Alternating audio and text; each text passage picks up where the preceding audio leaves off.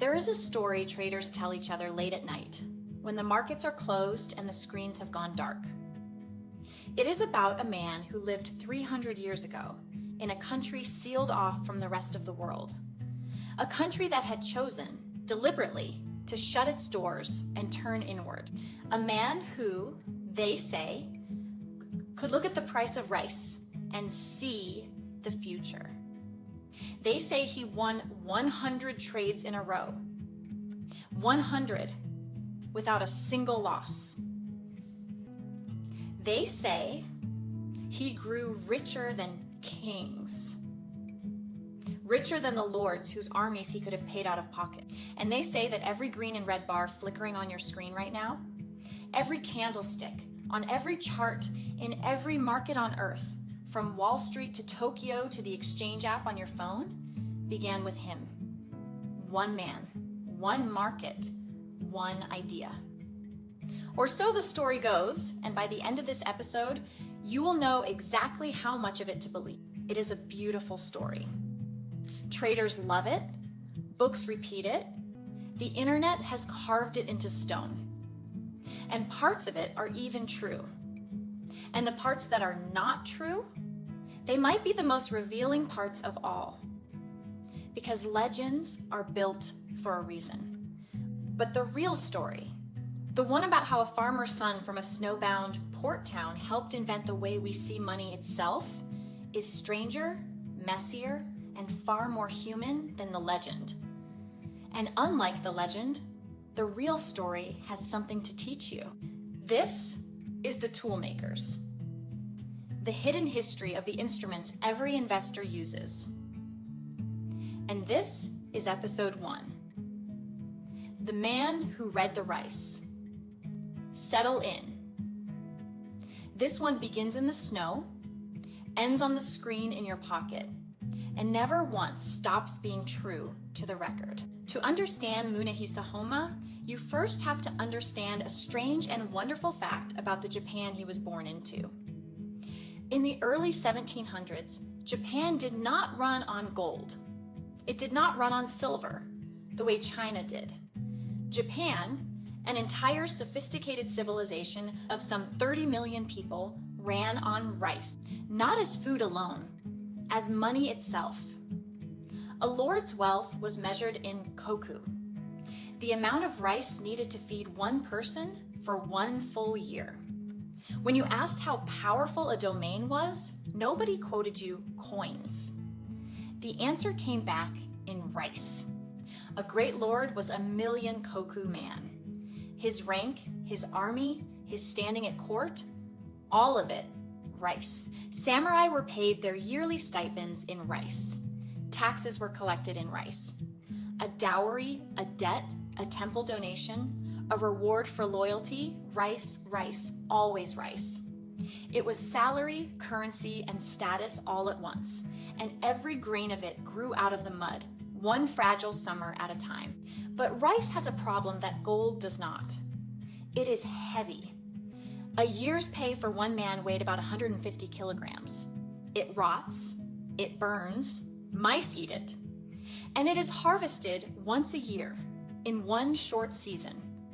And then that single harvest has to last the whole country until the next one. Samurai paid in rice in autumn still needs to eat in spring.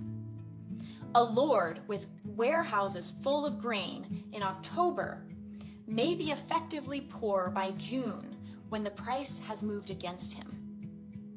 And so a marketplace grew up around one simple, urgent question that touched every single person in the country. What is a sack of rice worth today versus what it will be worth in 6 months? Answer that question correctly, again and again, season after season, and you could become very rich without ever planting a single seed. Answer it wrongly, and centuries-old family fortunes evaporated in a season. The answer to that question was born in a district of the great merchant city of Osaka. The kitchen of Japan, they called it. The city where the nation's food and fortunes changed hands.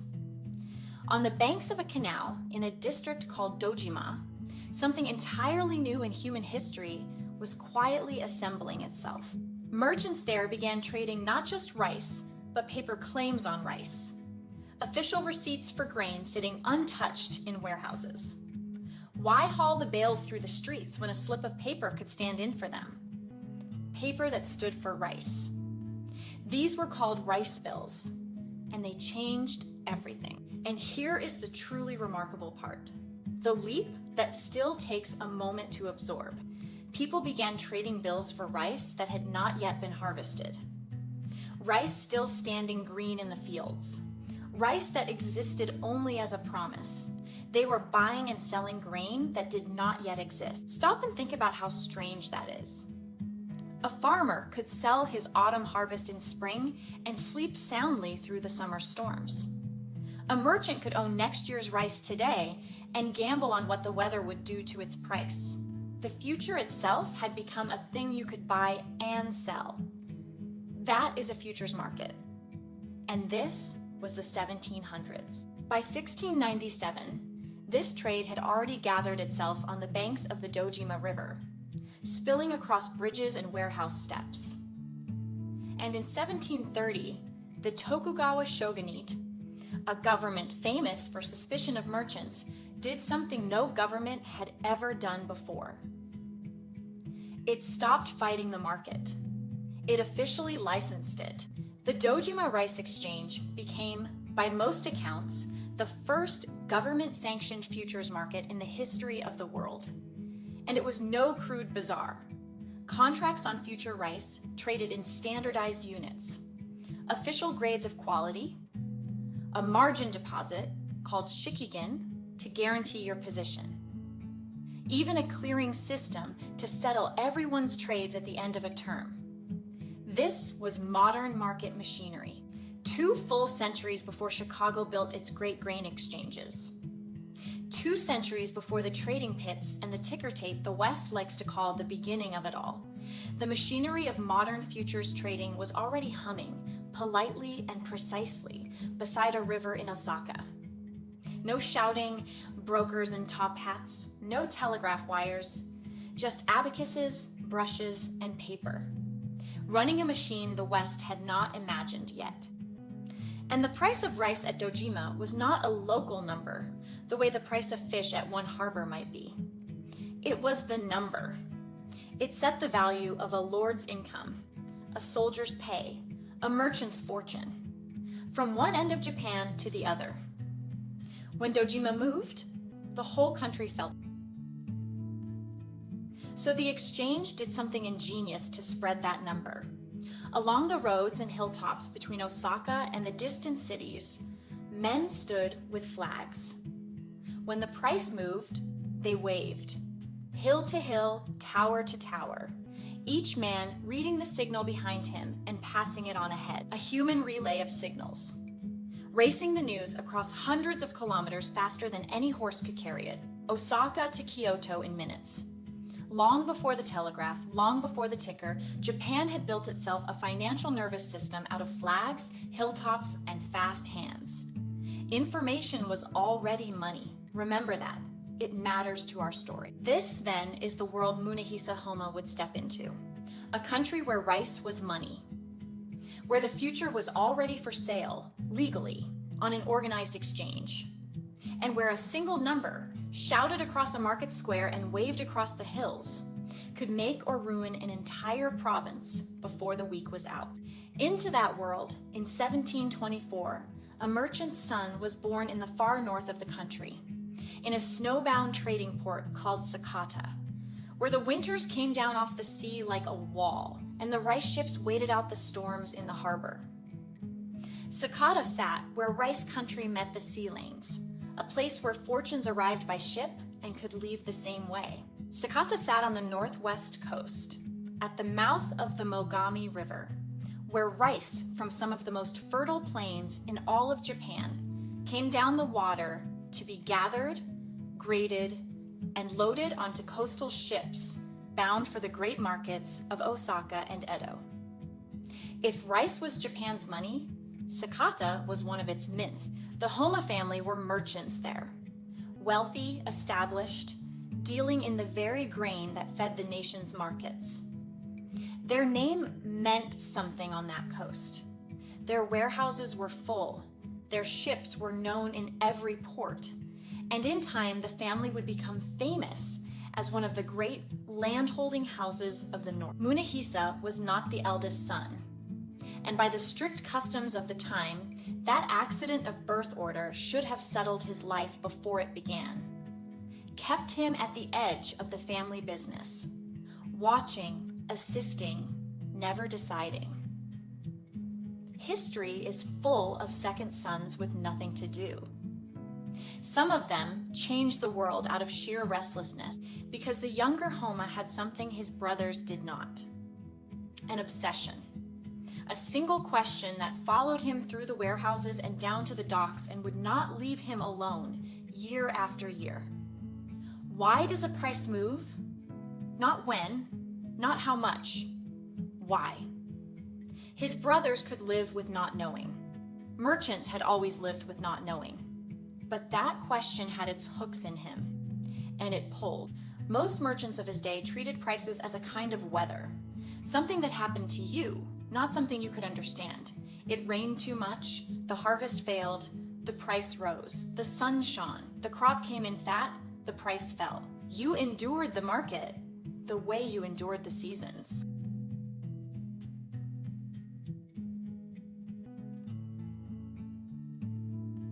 Supply and demand, plain as the sky. You could no more argue with the price than argue with a storm.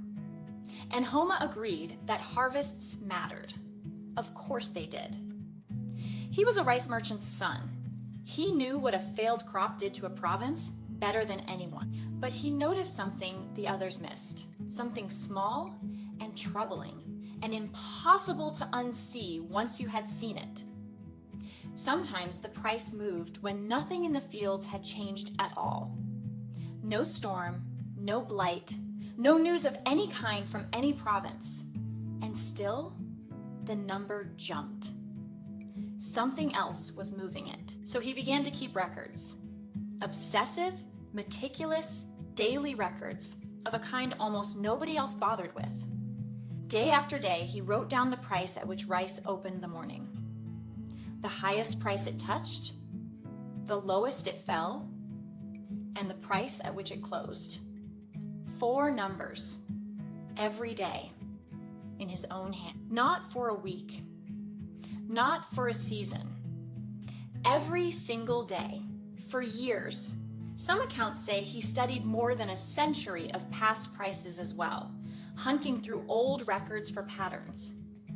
While other merchants argued about the weather, Homma was quietly building something no one in his world had ever owned before. A memory of the market itself. And when he laid those years of numbers side by side and read them the way a scholar reads an old text, a pattern began to surface out of the noise. The price was not just reacting to rice, it was reacting to people. The market had a second harvest, and it was human. It reacted to their fear when they had bought too much and the price wobbled beneath them. To their greed when the market climbed and every man in the square was suddenly certain it would climb forever. And to the panic that made 100 men sell at exactly the same moment, which was, almost always, exactly the wrong moment. Without ever using the words, Homma had stumbled onto an idea that would take the Western world another 200 years to formalize into behavioral finance. A market is not only a machine for weighing supply against demand, it is a machine for measuring human emotion. And emotion, unlike weather, leaves footprints. It repeats itself. And if it repeats, it can be read. There is a legend about just how far Homma took his hunger for information. It is said he built his own private flag relay, a personal chain of signalmen, posted across the hills at his own expense, stretching the length of the country so that he alone would know the Osaka price before any rival in the north had heard a whisper of it.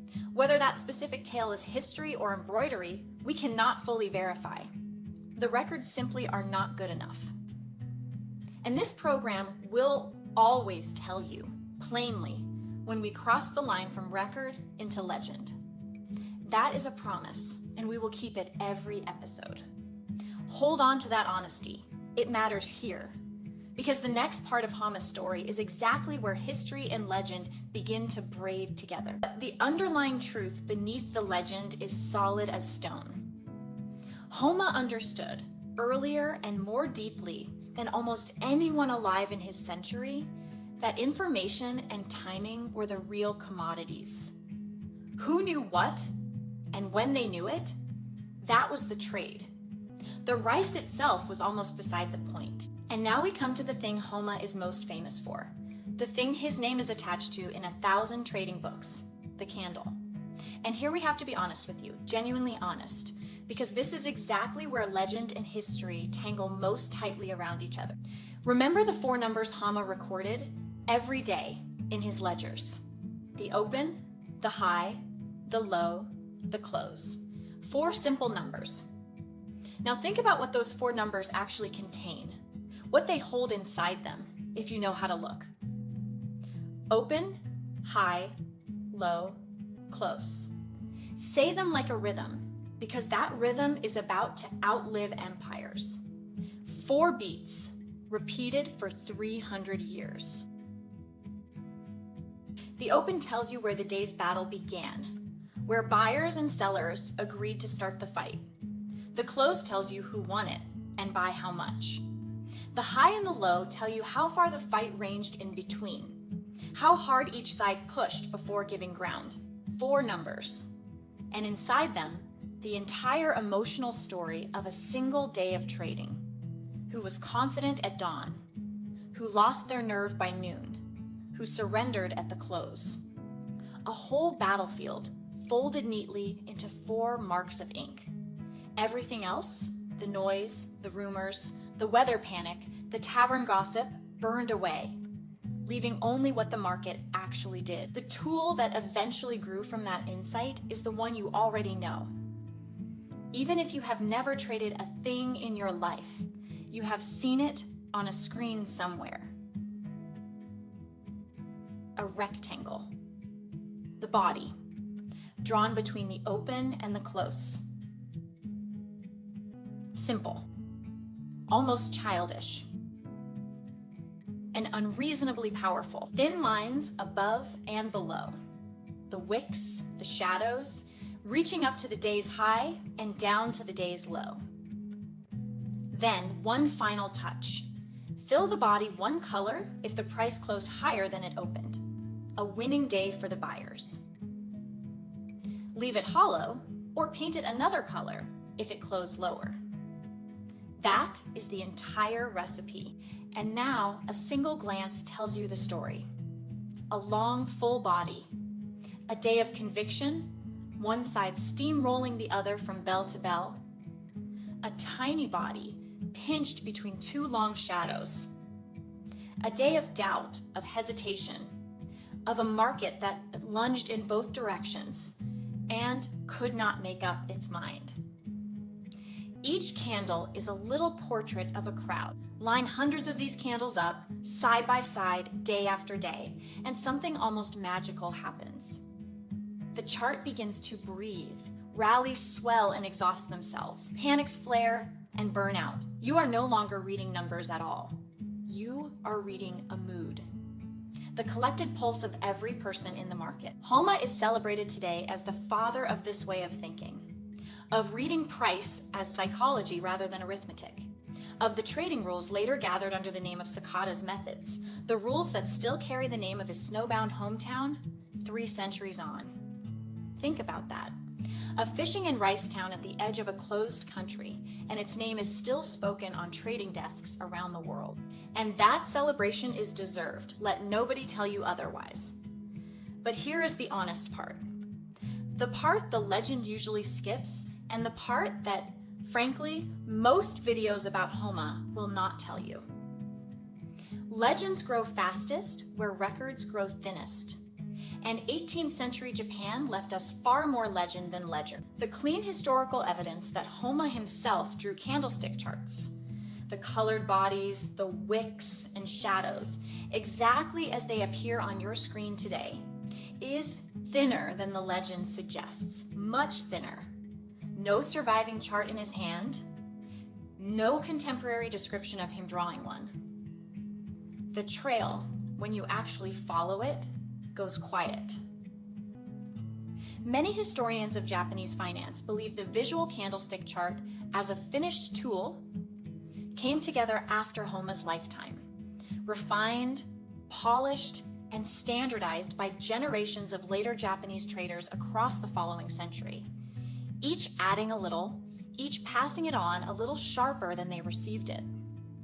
That is not a demotion, by the way. If anything, it makes the story bigger. One man's insight, sharpened by 100 years of hands. What Homma gave the world was the idea underneath the picture, that price carries emotion, and that emotion can be charted, studied, and anticipated. The precise image we now call a candle was likely the work of many hands over many decades, building on the foundation he laid. And understand, that does not make him smaller. If anything, it makes him something better than the legend. It makes him a true tool maker. Because the greatest tools in history are almost never finished by one person. They are started by one person clear-sighted enough to see what everyone else was staring straight through. In 1755, Homma, or a tradition faithfully carrying his name, set the philosophy down in writing. A work whose title is often translated as the Fountain of Gold, the Three Monkeys' Record of Money. Read that date again, 1755. It is remembered as one of the earliest books ever written anywhere on earth about the psychology of trading. Its most famous idea sounds, at first, almost like a riddle. When everyone around you is euphoric in buying, the wise trader grows cautious, because who is left to buy after everyone already has? And when everyone is terrified and selling, the wise trader begins quietly, patiently, to look for opportunity in the wreckage. The market, Homma taught, is a rotation of yin and yang, bull turning to bear, bear turning back to bull, forever, like seasons. Neither state is permanent. Each one carries the seed of its opposite. And the crowd, this is the sting in the lesson. The crowd is almost always most certain at exactly the moment it is most wrong. Read that again, slowly, and notice what it is. 300 years before "buy when there is blood in the streets" became a Wall Street cliche, before Wall Street existed at all, a rice trader in feudal Japan had already written it down with a brush by candlelight in a country closed to the world. So how good a trader was Munehisa Homma? Really? What did all this insight actually earn him? Here the numbers get spectacular. And as you might already suspect by now, slippery. When people want a story to be true, the numbers tend to grow in the telling. And people very much wanted this story to be true. The legends say Homma once won 100 consecutive trades. 100 in a row without a single loss. A run so improbable that traders still invoke his name like a patron saint. They say that in one good year, he made a fortune worth, in today's money, billions. Some tellings go far higher still. They say he became so rich and so respected that the government itself eventually called him in as a financial advisor and granted him the honorary rank of samurai. Stop on that for a moment. For a merchant in that rigid class-bound society where merchants officially ranked below farmers, that was an almost unthinkable elevation. It was the system itself bowing to result. But we have to plant a flag here, because this program lives or dies on honesty. The eye-watering dollar figures you will find repeated across the internet, the 100 billion net worth, the 10 billion in a single year, are legend, not audited fact, not history.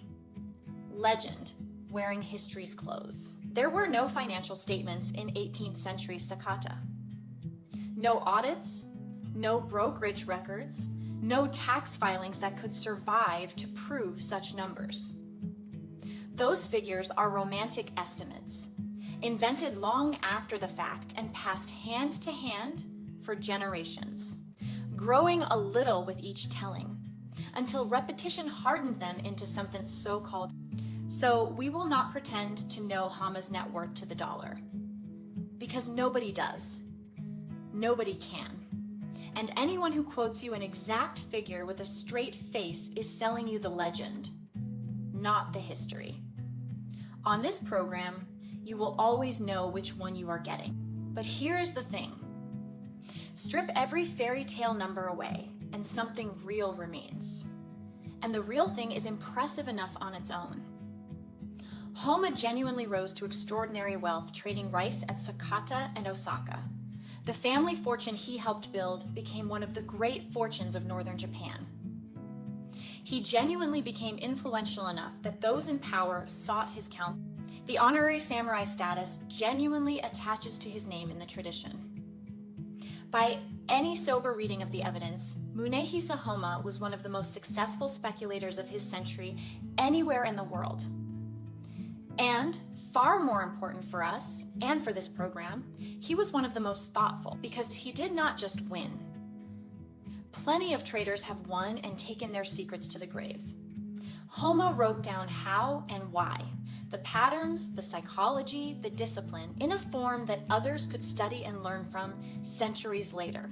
And that, not the gold, not the 100-trade streak, is the difference between a lucky gambler and a toolmaker. Munehisa Homma died in 1803, 78 or 79 years old, in the country where rice was money. A country still sealed, still turning on its quiet internal clockwork. And then something genuinely strange happened. Nothing.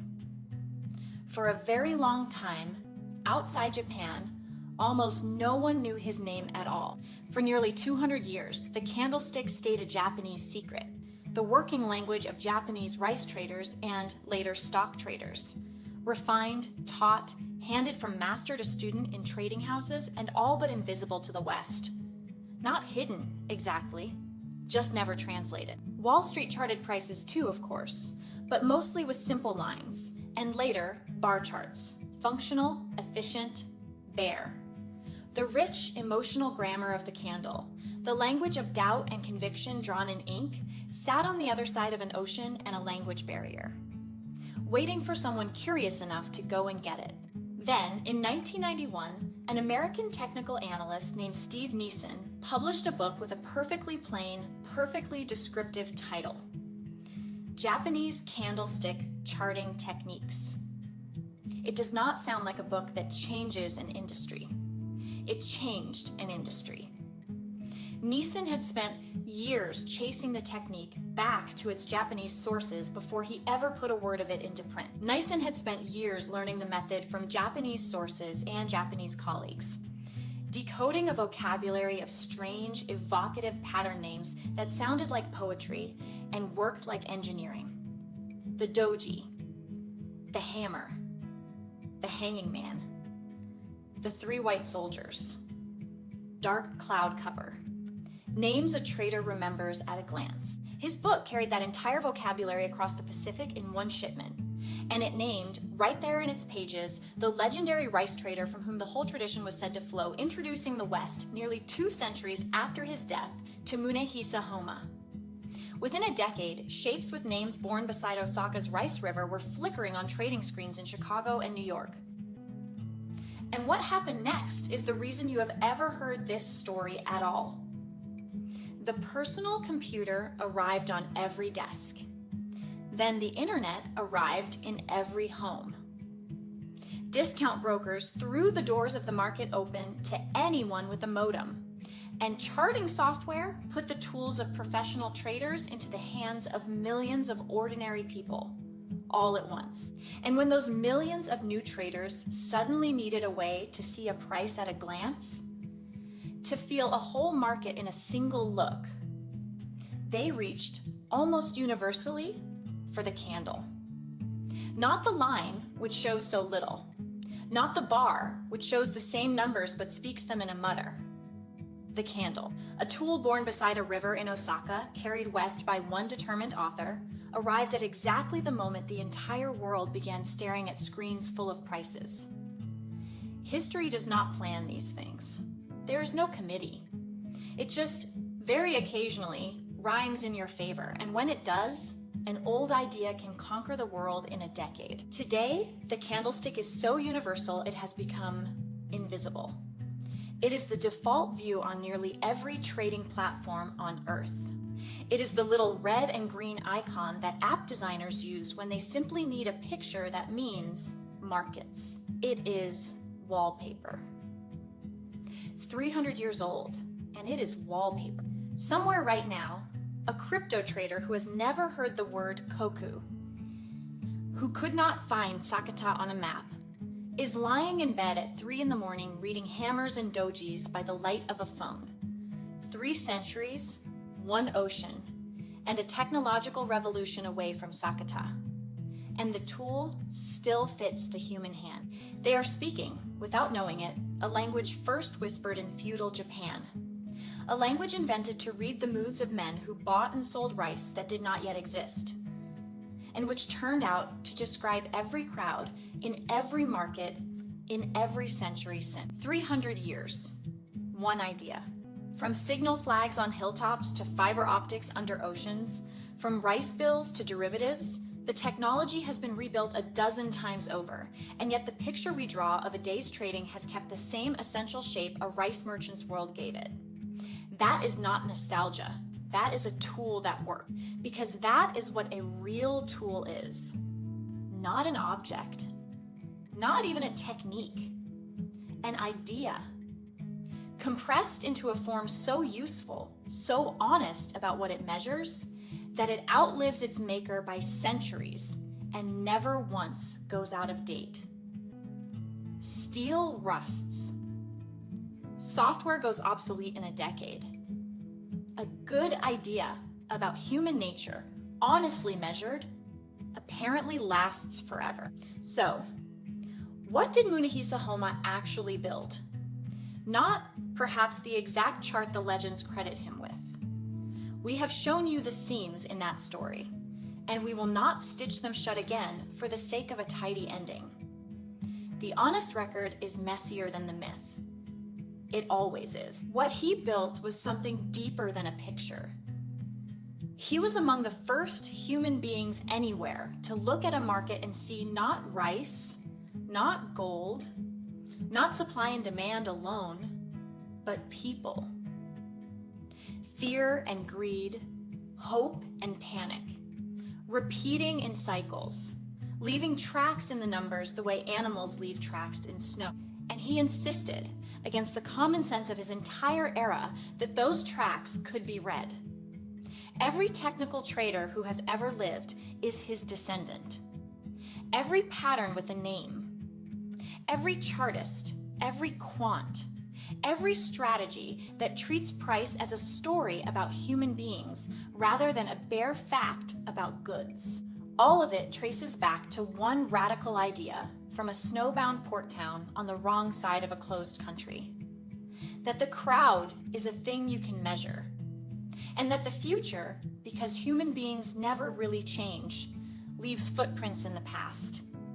Not a bad legacy for a merchant's son whose greatest weapons were a brush, a ledger, and unreasonable patience.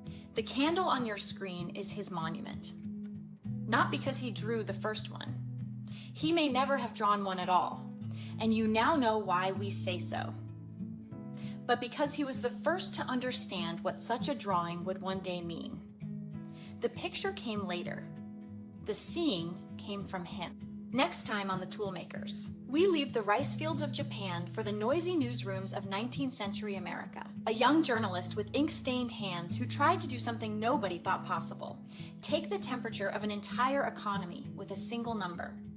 It is a very different world from Homma's. Louder, faster, printed instead of painted. But watch closely, because the question underneath is identical. The man who built the first great stock index, and the theory of markets that still carries his name more than a century after his death, Charles Dow. That story is waiting for you in episode 2. Until then, watch the candles. Now you know whose hand first lit them.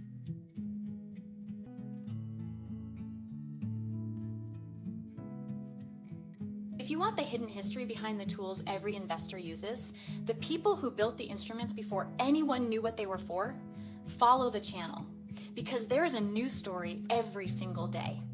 I'm Maja. Thank you for watching The Toolmakers. And remember, the crowd is loudest right when it is most wrong.